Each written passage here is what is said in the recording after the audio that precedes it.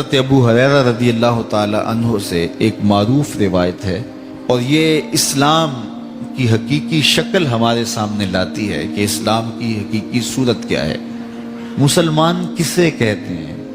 جس کے سجدے زیادہ ہیں، جو رکوع زیادہ کرتا ہے، جس کا قیام بہت لمبا ہوتا ہے۔ یہ بھی خوبیاں ہیں ایک بندہ مومن میں ہونی چاہیے۔ اللہ کے حضور نیاز مندی کا انداز اسے اختیار کرنا چاہیے۔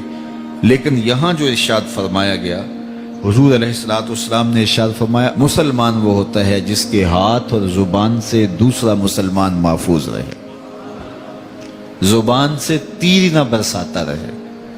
بعض لوگ اس زوم میں کہتے ہیں جی میں سچا ہوں، اور سچ بڑا کڑوا ہوتا ہے، اور ہر وقت وہ کڑواہٹ ہی پھیلاتے رہتے ہیں۔ سچ بھی بولنا ہے تو کسی کا دل نہ چیرو، کسی کو تکلیف نہ پہنچاؤ۔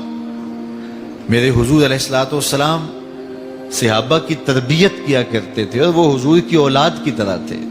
فرمایا انما انا لکم مثل الوالد، میں تمہارے لیے باپ کی جگہ پہ ہوں۔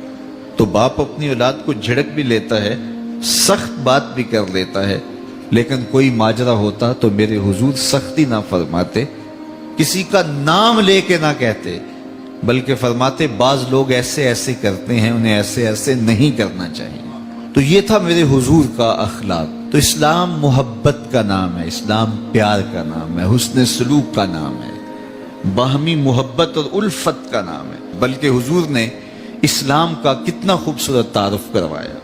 آج دہشت گردی کے نام سے اور کس کس ناموں سے اسلام کو مطعون کیا جاتا ہے، جبکہ اسلام تو وہ امن کا دین ہے، وہ محبتوں کا دین ہے کہ فرمایا والمومن من امنہ الناس علی دمائہم و اموالہم۔ مومن وہ ہے جس سے لوگوں کے مال اور لوگوں کی جانیں محفوظ ہوں۔ یہ مومن کی پہچان ہے، وہ کسی کی آبرو میں دخل اندازی نہیں کرتا، کسی کی اموال نہیں لوٹتا، لوگوں کی زندگیوں سے نہیں کھیلتا۔ ایک انسان کا قتل کرنا پوری انسانیت کا قتل کرنے کے مترادف ہے۔ بلکہ میرے حضور نے فرمایا جس شخص نے کسی انسان کے قتل میں آدھے جملے سے مدد کی، اللہ اس کو جہنم کی آگ میں جلائے گا۔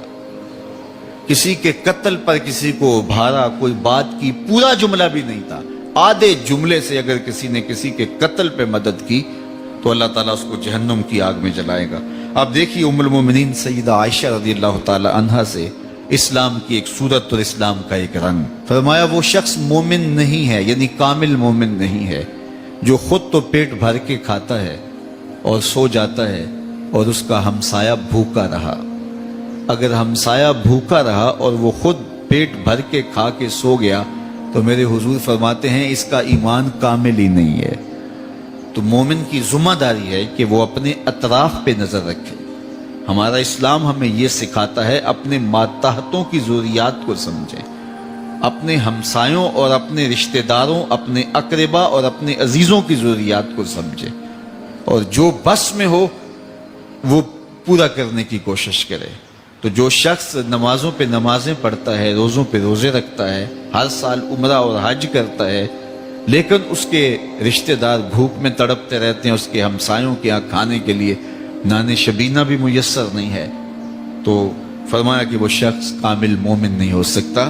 ایمان کی حلاوت اور مٹھاس نصیب نہیں ہو سکتی اسے، جو رات پیٹ بھر کے گزارے اور اس کا ہمسایہ جو ہے وہ بھوک میں تڑپ رہا ہو۔ تو ہمیں جو صورت دی گئی، اسلام کا جو ہمیں تعارف دیا گیا، اسلام کی جو شکل ہمارے سامنے ان مختلف احادیث سے آئی، وہ یہ ہے کہ اسلام ہمدردی کا دین ہے، اسلام امن کا دین ہے، اسلام محبت کا دین ہے، اسلام باہمی موافقت اور موانست کا دین ہے، اسلام ایک دوسرے کے احساس کا دین ہے، اسلام بھوکوں کو کھانا کھلانے کا، پیاسوں کو پانی پلانے کا، ننگوں کو لباس دینے کا، اور پریشان حالوں کے دکھوں میں ان کی مدد کرنے کا دین ہے۔